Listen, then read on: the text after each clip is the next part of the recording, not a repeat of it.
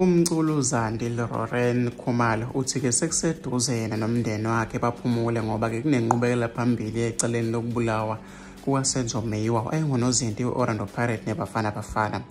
Meyiw wayeqhunywa ngumculi uZANDIE Khumalo futhi ke banengane noma ke nongudade wabo kaZANDIE owadutshulwa ngo-October 2014 ekubo kwezilamani ePhosphorus ngo-2014. Ngolesine ijaji uRata lela noma ke langamele icala eliqulwa enkantolo enkulu esePitoli likhipha isinqumo mayelana nokwamukela kobufakazi bezitatimende zokuvuma icala okwenziwa ngabasolwa ababili kwabahlane ecaleni okuthiwa kwenziwa ke noma ke lenziwa ngumuzika ekhulelwa sibiya nobungani ntanzi. Ijaji linquma ukuthi abasolwa benza izitatimende ngaphandle kokuphoqa noma ke abasolwa benza ke izitatimende ngaphandle kokuphoqa. Noma ke ngemva kwesinqumo uZANDIE ongomunye ke wofakazi ecaleni utshela ke iphephandaba ukuthi isinqumo sisolikhulu kubo.